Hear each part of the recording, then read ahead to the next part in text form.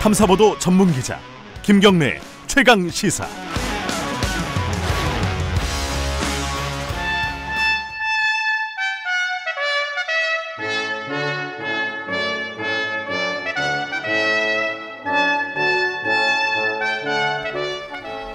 네, 김경래 최강시사 2부 시작하겠습니다. 매주 월요일에는 2부에서 민주평화당 박지원 의원님과 함께 고품격 본격 정치 토크 진행합니다. 말이 어렵네요. 고품격 본격 정치 토크, 박지원의 정치의 품격. 오늘도 민주평화당 박지원 의원님 나와 계십니다. 안녕하세요. 네, 안녕하세요. 뭐 요새 그러니까 해야 되는 얘기는 딱 정해져 있습니다. 사실 일본 이거 어떻게 해야 되느냐, 이게 참 해법도 여러 가지인 것 같고 논란도 많습니다. 이 사실은 외교 관련해서는 미국도 그렇고 일본도 그렇고 박지원 의원님이 속된 말로 꽉 잡고 계시지 않습니까? 좀 오늘 좀 속 시원하게 앞으로 방향을 좀 제시를 좀 해주시죠.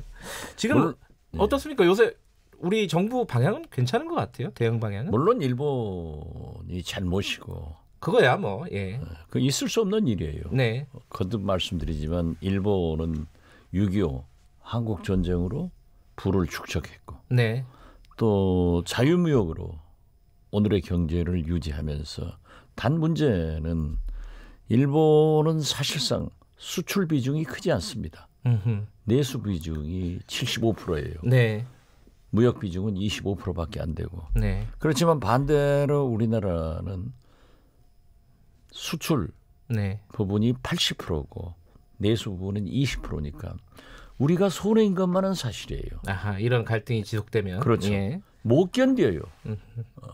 그런데 제가 어제 제 페이스북에 네. 만약 DJ였다면 어떻게 했겠느냐. 지금 같은 상황에서. 예. 예. 저는 DJ를 늘 생각하니까. 네. DJ는요, 한일회담 당시 대선배인 정일영, 김재광, 정성태 그런 의원들이 한일회담을 반대해서 의원직을 사퇴했을 때 네. 유일하게 한일회담을 찬성했습니다. 지지했습니다. 차라리 5억 불 대불 청구권 자금 받지 말고 네. 우리 손으로 경제 일으키고 일본에게 역사적 부담을 주고 가자. 네. 어떻게 됐든 그 5억 불이 받아가지고 우리 경제를 발전시키는데 약간의 기여는 했어요. 많은 네. 기여도 했습니다. 북한은 지금 200억 달러를 요구하는 거예요. 네. 그러면 우리는 그 사이에 북한보다도 훨씬 경제 발전이 됐죠. 네. 그런데 저는 지금 현 정부에서 보면은 물론 대통령은 강하게 말씀하실 수 있어요. 네. 역할 분담이 안 되고 있는 거예요. 차라리 황교안 대표 같은 사람은 야당이 이번에는 처음으로 돕겠다. 물론 뭐 국제 경기장에서는 졸기도 하지만 왜 또 그 얘기를 또 꺼내시고. 그렇잖아요. 예. 잘한 거예요. 예. 그런데 전부 집권 여당 정부 누구나 다 강경하게 일본하고 한번 붙자. 누구나 붙을 수 있어요. 네. 누구나 싸울 수 있어요. 그러나 외교적으로 풀어서 국가 이익을 봐야 돼. 그래 저는 그런 의미에서 보면은 우리 문재인 대통령이 야당 복원이 있는데 참모 복원 없는 것 같아요. 아하. 나서는 사람이 없어요. 야당복이 있다고 하시는 거는 약간 지금 돌려서 말씀하시는 것 같고요. 그죠? 아니 돌린 게 아니라 예. 여러 가지를 보면은 예. 지금 한국당 지지도 떨어지잖아요. 예. 황교안 떨어지잖아요. 그렇게 일변도로 강경투쟁을 하니까 그러는 거예요. 그런데 처음으로 황교안 대표가 이번 대일 문제에 대해서는 우리도 돕겠다. 예. 이건 나는 잘한 것은 잘했다. 잘했다. 예. 그런데 초라서 문제지. 피곤하셨겠죠. 예, 그렇죠. 예. 근데 이제 참모복이 없다는 말씀은 이렇게 전반적으로 아까 말씀하신 역할 분담이 안 돼 있다. 그렇습니다. 그럼 역할 분담을 어떻게 해야 된다는 말씀이신 그러니까 거죠? 예. 강경하게 공격하는 것도 방법이에요. 네. 그렇지만은 지일파들은 일본으로 뛰어가서 네. 물밑 대화를 해야 돼요. 음흠. 그런데 지금 청와대 비서실부터 대통령이 이 고민을 하고 국민이 이 걱정을 하는데 이 사람들 전부 다 총선 나오겠다고 지역구로 뛰어다닌단 말이에요. 이런 게 있을 수 없는 거죠. 예. 그리고 총리는 이낙연 총리는 대표적인 지일파입니다. 아하. 일본에 굉장한 인맥을 가지고 있어요. 아마 일본 특파원 출신일걸요? 동아일보 특파원 예, 하면서부터 예.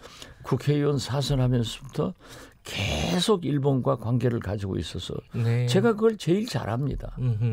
그리고 그래서 제가 소위 땜빵으로 천정배 대신 대정부 질문하면서 예. 이낙연 총리한테 총리 지일파지 않습니까? 네. 다녀오십시오. 예. 가실 때 나도 데리고 가세요. 내가 할 일 있습니다. 예. 잘 알고 계세요. 음흠. 저하고 일본 자민당 니카이 간사장과의 네. 관계를 잘 알아요. 굉장히 친밀한 관계신 그렇죠. 거죠. 예. 제가 12년 국회의원 하면서 외국을 딱 2번 나갔습니다. 2016년도 정세균 의장이 사드 반대하러 3당 대표 가자. 미국 네. 가자. 사드 반대는 제가 제일 잘하니까 갔다 왔어요. 미국에요. 예. 예. 그리고 한 3, 4개월 전에 니카이 간사장 부인이 자꾸 하셔서 연결식에 1박 2일 갔다 왔어요. 예. 그런데 연결식에 갔는데요. 네팔 대사도 와 있더라고요. 아하. 우리나라 대사관이나 총영사관에서 아무도 안 왔더라고요. 그래요? 예. 어떻게 됐든 일본 자민당 간사장 아닙니까? 예. 정치적으로 2인자입니다. 음흠. 그래서 이게 한일 관계가 참 나쁘구나.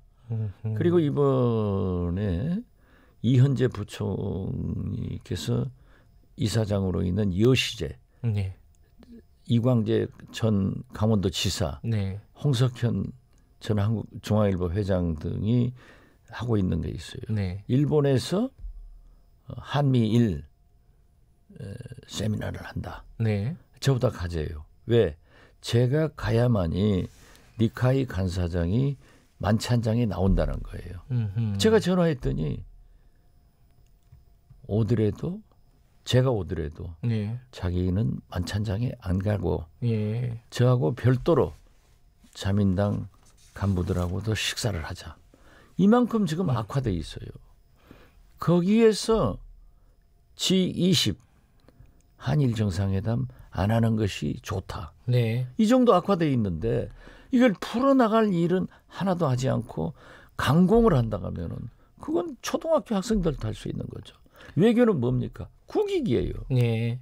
그러니까 참모들이 역할 분담을 해서 강공할 사람 강공하고 외교적으로 풀 사람들은 빨리빨리 일본에 넘어가든지 해서 풀어내라 문제를. 그렇죠. 특히 주문하시는 거는 총리가 가는 게 좋다. 저는 총리가 가시. 예. 제일 지일파고 인맥이 좋으신 분이에요.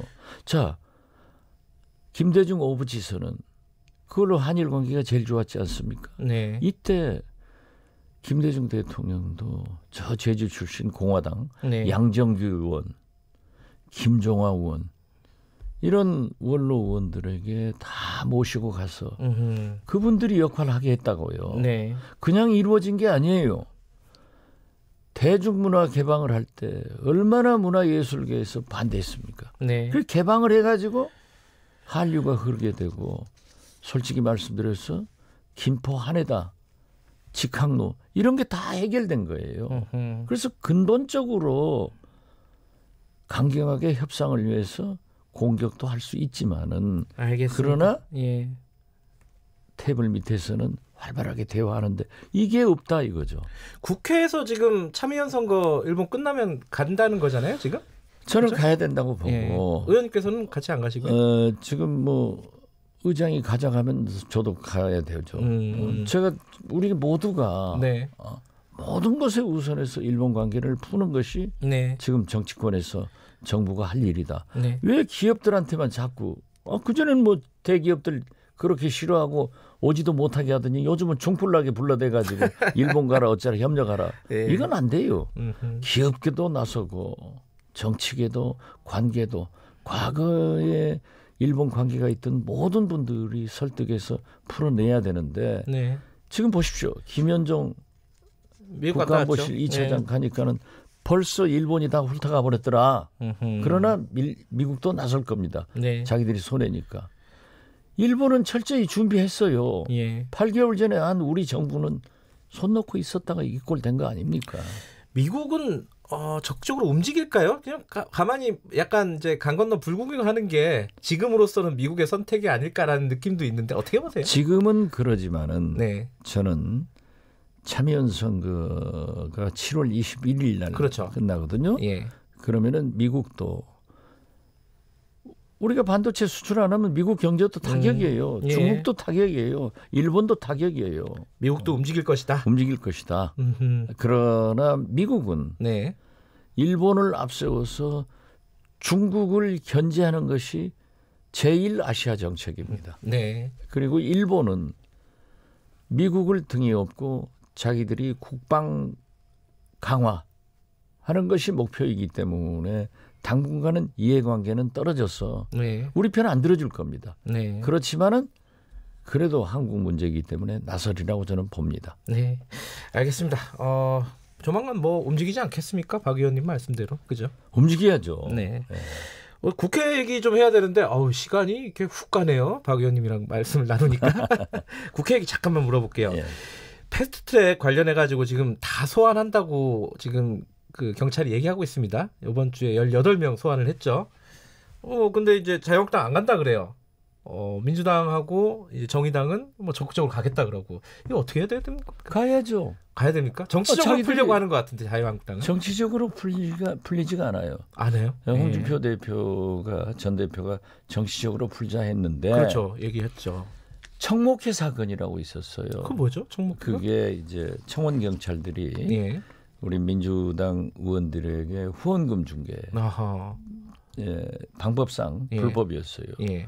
그러니까 청목회 법을 네. 정치자금법을 개정하면은 이제 문제가 없는 거예요. 홍준표 대표가 평의원 때는 청목회 법 개정하자 해가지고 그때 또 당 대표가 됐어요.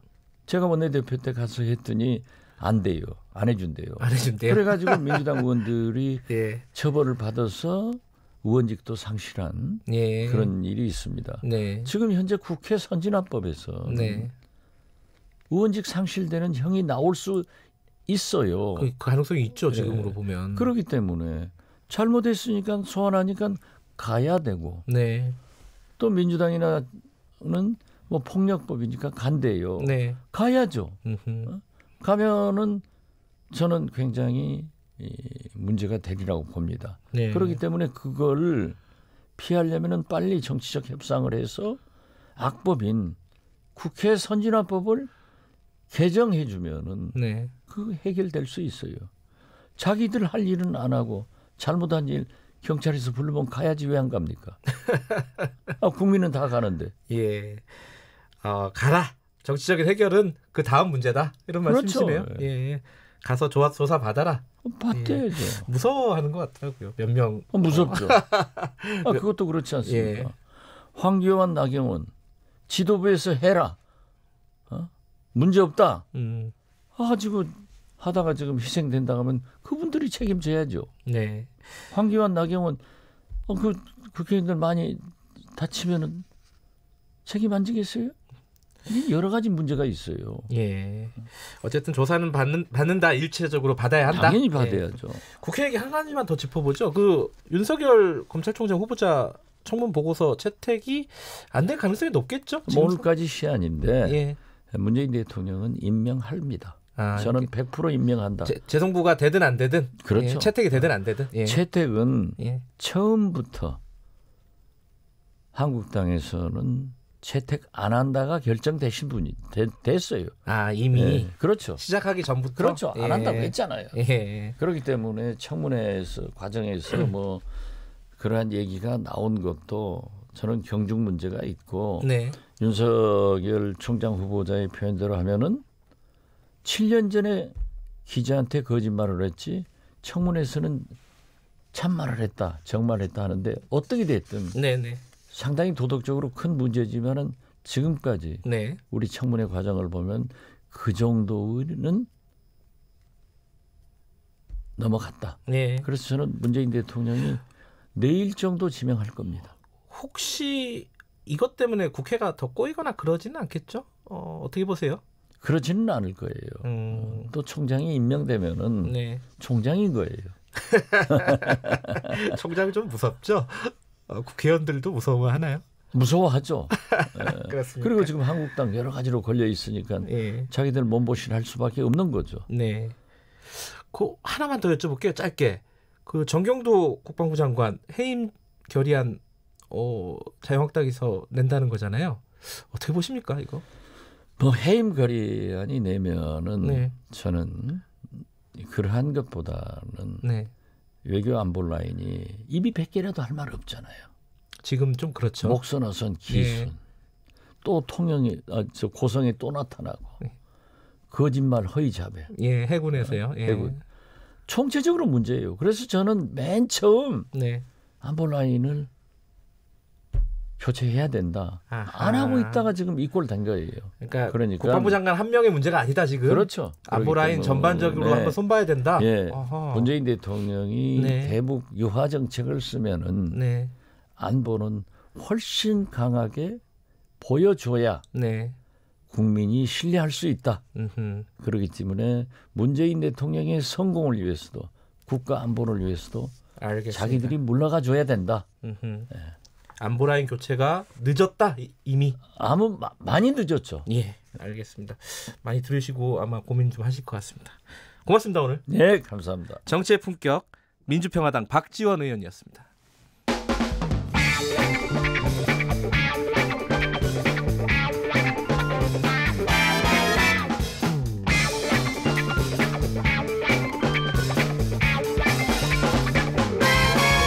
윤태곤의